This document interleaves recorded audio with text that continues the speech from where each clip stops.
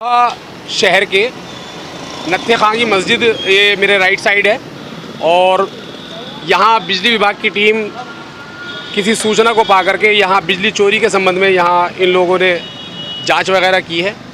मौके पर मेरे साथ एसडीओ मौजूद हैं, मैं उनसे जान लेता हूँ कि ये पूरा मामला, पूरा प्रकरण क्या है सर।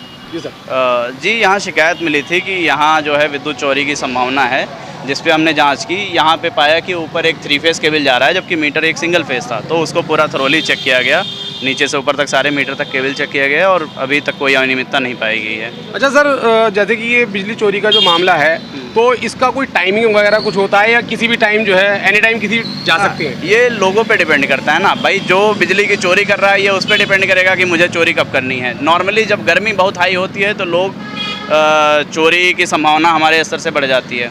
मतलब जो फील होता है कि बहुत अत्यधिक गर्मी के कारण लोग जो है पंखे लोड वगैरह ज़्यादा बढ़ाते हैं, तो मीटर में डिमांड ना आए, इससे लोग बचने के लिए चोरी के तार डालते हैं। तो सर अगर मीटर में डिमांड ना आए तो जहाँ जिस ट्रांसफार्मर से वो रिलेटेड है तो वहाँ पर शायद मास्टर मीटर होता है, तो उसके जरिए हाँ, उसके जरिए ही पता चलता है। दोनों की एनर्जी मैच की जाती है कि जितने अंदर मीटर लगे हैं और जो ट्रांसफार्मर का डीटी मीटर है, उन दोनों की एनर्जी को कंपेयर करके ही पता लगाया जाता है कि कितने लॉस है इस ट्रांसफार्मर पे।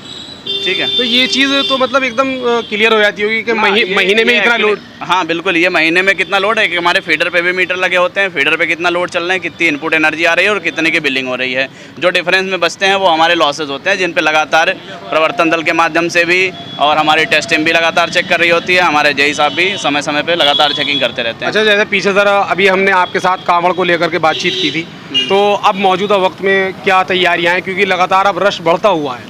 कांवड़ के विषय में मैं आपको अवगत कराना चाहूँगा कि जैसे कि आप जान रहे हैं कल महाशिवरात्रि है, जिसकी वजह से जिस समय पे इसमें रोड पे काफ़ी रश चल रहा है और लगातार कांवड़ यहाँ से हरिद्वार मार्ग भी है और यहाँ से अमरोहा, संभल और आगे की तरफ कांवड़िया यात्रा भी कर रहे हैं।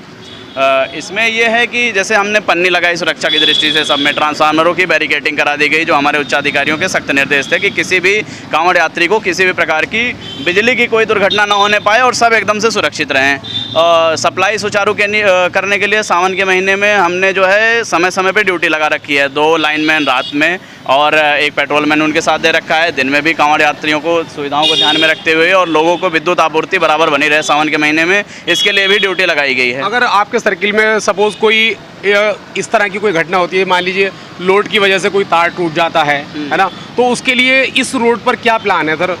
ना, इस रोड पे जैसे ये आप ऊपर दे सकते हैं, ये 99 की 33 जा रही है, तो इस पे जैसे यहाँ पे बेसिकली जो एसटीपी पोल थे जहाँ करंट की संभावना थी वहाँ तो प्लास्टिक कवरिंग हो गई है।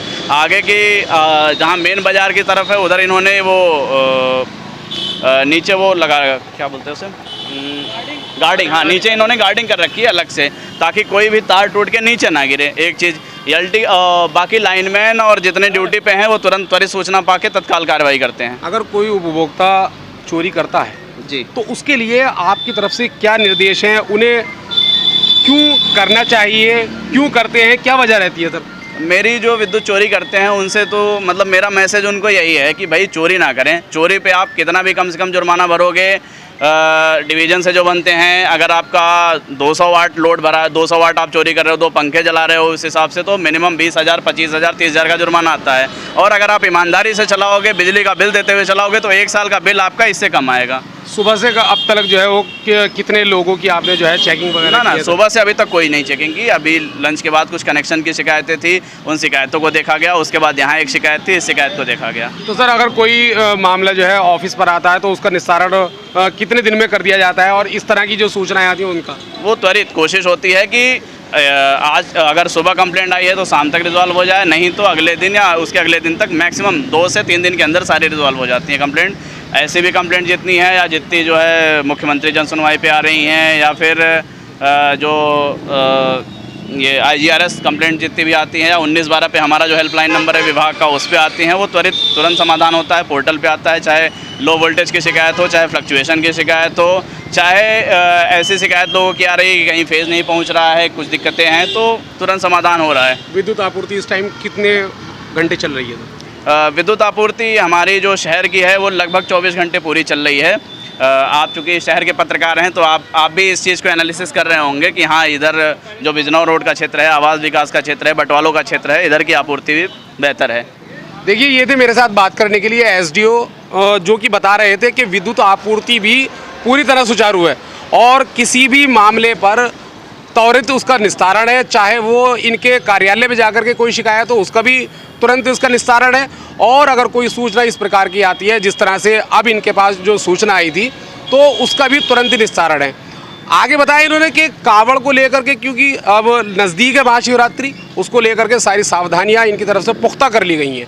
अगर किसी भी प्रकार का कोई तार से या विद्युत से कोई भी प्रॉब्लम है तो उसको तुरंत ही दूर किया जा रहा है।